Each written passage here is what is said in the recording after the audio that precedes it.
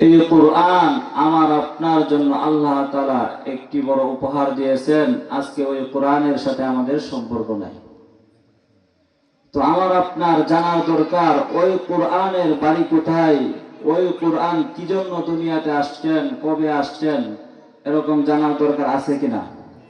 কারণ বন্ধু এরকম ভাবে যখন প্রথম পরিচিত হয় তখন আমরা জিজ্ঞাসা করি, বা স্কুল মাদ্রাসায় যখন ভর্তি হয় তখন আমরা জিজ্ঞাসা করি যে আপনার বাড়ি কোথায়, আপনি কখন আসছেন, আপনার পরিচয় কি। যখন এইভাবে কথাবার্তা হইতে থাকে তখন দেখা যায় এক পর্যায়ে এমন বন্ধুত্ব হয়, একজন আরেকজনের ব্যতীত আমাদের খাওয়া দাওয়া ঘুম চলাফেরা ভালো লাগে না।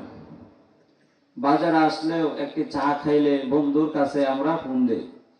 তো কোরআনের পরিচয় যখন আমরা পায়ে যাইব, কোরআনের সাথে যখন সম্পর্ক হয়ে যাইবে, তখন দেখবেন আমার আপনার এমন লাগবে যে দৈনিক কোরআন পড়া ছাড়া আর ঘুম ধরবে না, ঘুম আসবে না, ভালো লাগবে না। তো এর আগে কয়েকটি কথা বলতে চাই। আজকে আমরা যেদিকে তাকাই সেদিকে দেখা যায় গন্ডগোল, ঠিক কিনা। চাকা গোল, পয়সা গোল, গোলালু গোল, এর চেয়েও বেশি গোল মনের গন্ডগোল, ঠিক কিনা। ও মুসলমান আল্লাহর গোলাম, আজকে আমরা যেদিকে তাকাই সেদিকে শুধু গন্ডগোল। স্বামী স্ত্রী গন্ডগোল, ভাই বোনে গন্ডগোল, ইমাম মুসল্লিদের মধ্যে গন্ডগোল। এইভাবে দেখা যায় আওয়ামী লীগ বিএনপির মধ্যে গন্ডগোল। এইভাবে প্রত্যেকটা দলে দলের মধ্যে গন্ডগোল, ঠিক কিনা। চাকা গোল, পয়সা গোল, গোলালু গোল, এর চেয়েও বেশি গোল মনের গন্ডগোল। কাক কালো, কোকিল কালো, কালো মাতার কেশ, এর চেয়েও বেশি কালো মনের হিংসা লেশ, ঠিক কিনা। নিম তিতা, নিন্দা তিতা, আরো তিতা গর, এর চেয়েও বেশি তিতা 203-এর ঘর, ঠিক কিনা। মেয়ে জাতি কবলতি কিবা মন্ত্র জানে রে, প্রেমের রশি গলায় বাইদা আজকালকের যুবকদেরকে আস্তে আস্তে টানে রে। শহরে বাজারে দেখো নারীদের দল, পর্দাবিহীন তারা করে জলমল। অন্যকে তার দিকে আশেক বানায়, অন্যকে তার দিকে আশেক বানায়। দেশ আজ ধ্বংস নারীর বেপরদায়, সবার মুখে একই আওয়াজ হাই হাই হাই। সত্য ফসলা মর্দনা তারা নিসা, সবত সবো ইয়াউরবাত বাজানা। ও মুসলমান আল্লাহর গোলাম, এখানে বসলাম মিথ্যা কথা বলার জন্য নয় রে বাবা। একটি মিথ্যা কথা যেই বান্দা বলবে, আমার আল্লাহ তাআলা একটি মিথ্যা কথার বদলা 7000 বছর জাহান্নামের আগুনে জ্বালাইবে। নাউজুবিল্লাহ। ও মুসলমান আল্লাহর গোলাম, যেই বান্দা কুদৃষ্টি করিয়া পর নারীর দিকে তাকাইবে, নবী বলেন এর আযাব হলো 70,000 বছর পর্যন্ত ওই পর নারীর দিকে তাকানোর কারণে জাহান্নামের আগুনে জ্বলতে হবে। ও মুসলমান আল্লাহর গোলাম, আমিও এক সময় ছিলাম না, আপনিও এক সময় ছিলেন না, এখন আছি, এক সময় কেউই থাকবো না। এতএব আমার আপনার গোলামি একমাত্র করতে হবে আল্লাহর, বলেন ঠিক কিনা। আজকে যে আল্লাহর গোলামি করলে আমার আপনার ঠিকানা হবে জান্নাত। যে নবীর সুন্নাত তরিকায় জীবন যাপন করলে আমার আপনার ঠিকানা হবে জান্নাত। ওই আল্লাহকে, ওই নবীকে একদল দেখা যায়, একদল আমার আল্লাহকে পর্যন্ত জালেম বলে গালি দেয়, বলেন ঠিক কিনা। মুসলমান আল্লাহর গোলাম, আমি পরিষ্কার ভাষায় বলে দিতে চাই, একদল বাংলাদেশে বের হয়েছে, তারা আউল বাউল নাম দিয়েছে, তারা মুসলমান দাবি করে মুখের মধ্যে এরকম দাড়ি রাখে, দেখায় আমরা ইসলামের কিছু কথা বলি। এরকম কিছু নামদারি মুসলমান রয়েছে, আবুল সরকার, এরকম কিছু নামদারি বাউল নামে কিছু লোক রয়েছে। আমরা পরিষ্কার ভাষায় বলে দিতে চাই, এই ধরনের লোক থেকে নিয়ে আরো যত ধরনের তোমরা আল্লাহকে জালিম বলে গালি দাও, নবীকে নিয়ে অপবিত্র করে গালিগালাজ করো, তুমি হতে পারো আওয়ামী লীগ, বিএনপি, জাতীয় পার্টি, তুমি হতে পারো মুসলমান, হিন্দু, বেঈমান, কাফের, তোমরা যাই হও না কেন, যে হও না কেন, আমরা এগুলো দেখবো না। আমরা সকলেই আমরা এক কালিমার পতাকার নিচে, আমরা এক পতাকার তলে, আমরা সকলে এক আল্লাহর গোলাম। হতে পারেন আপনি আওয়ামী লীগ, হতে পারেন বিএনপি, হতে পারেন অন্য অন্য জাতীয় পার্টি, কিন্তু যখন আমার আল্লাহকে গালি দেওয়া হবে, আমার নবীকে গালি দেওয়া হবে, তখন আর আমরা কোনো পার্টি থাকবো না। তখন সকলেই এক কালিমার পতাকার ভিতরে দুইকা আমরা ওই সমস্ত নাস্তিক, মুরতাদ এবং নামদার মুসলমান যারা আমার নবীকে নিয়ে কটূক্তি করবে, গালিগালাজ করবে, আমার আল্লাহকে জালেম বলে গালি দিবে, আমরা ওই সমস্ত কুলাঙ্গারদেরকে এই বাংলার জমিনে আমরা আগুন দিয়ে পড়ে, আমরা তাদেরকে হত্যা করে আমরা বাংলার জমিনে বিচার করে দেব। বলেন ঠিক কিনা? কয়েকদিন আগে আমরা দেখেছি ইন্টারনেটের মাধ্যমে ময়মনসিংহ বালুকার মধ্যে এক কুলাঙ্গার আমার নবীকে গালি দিয়েছেন, আর আল্লাহ সৈনিক, নবীর ভালোবাসার প্রেমিকরা তাকে আগুন দিয়ে পরিয়ে দেখায় দিয়েছে এই বাংলার জমিনে আমার আল্লাহকে, নবীকে নিয়ে কেউ গালিগালাজ করতে পারবে না। বলেন ঠিক কিনা? আবারও বলে দিতে চাই, দরকার হলে রক্ত দেব, প্রয়োজনে জীবন দেব, এরপরে বাংলার জমিনে কোন নাস্তিক, মুরতাদ, নামদারি মুসলমান আমার নবীকে নিয়ে গালিগালাজ করবা, আল্লাহকে নিয়ে গালিগালাজ করবা, মাদ্রাসা মসজিদ নিয়ে তোমরা চিনিমিনি খাইবা, ইসলামকে ধ্বংস করার জন্য ষড়যন্ত্র করবা, খবরদার, এখনো সময় আছে, তওবা করো, অন্যথায় তোমাদেরকে বাংলার জমিন নয়, ভারতের জমিন নয়, পাকিস্তানের জমিন নয়, বরং তোমাদেরকে বিশ্বের মানচিত্র থেকে উৎখাত করে দেওয়া হবে। বলেন ঠিক কিনা? দরকার হলে রক্ত দিব, প্রয়োজনে জীবন দিব, এরপরও তোমাদেরকে এই বাংলার জমিনে নয়, বরং পৃথিবীর জমিনে তোমাদেরকে থাকতে দেওয়া হবে না। বলেন ঠিক কিনা?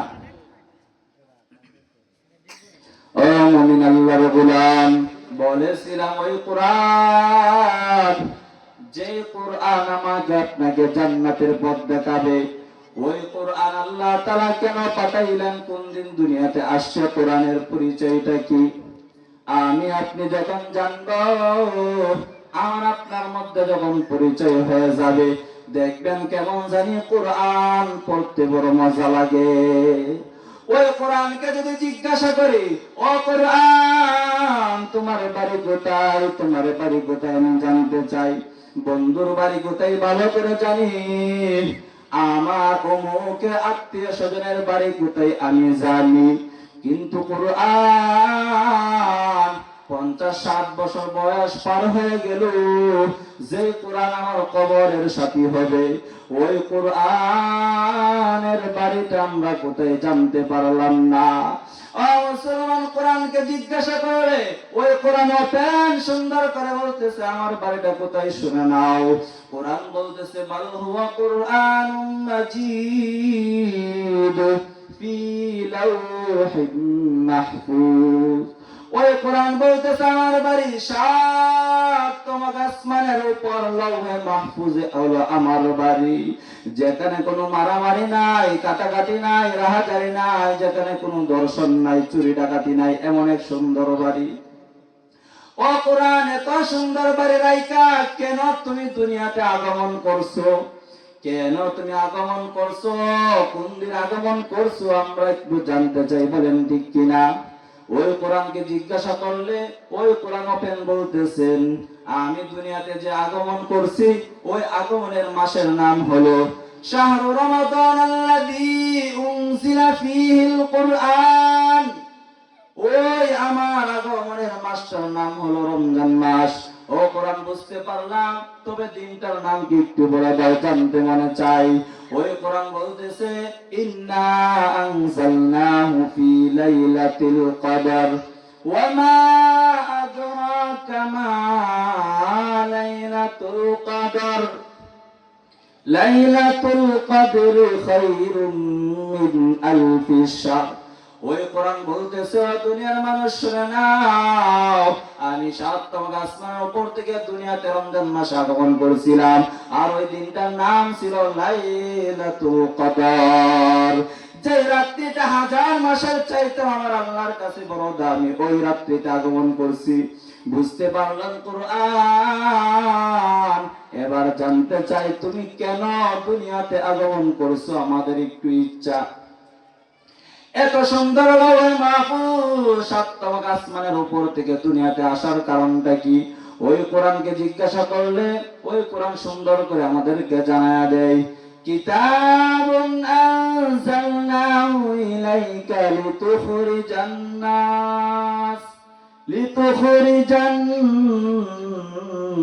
নাসা মিনাল যুলুমাতি ইলান নূর।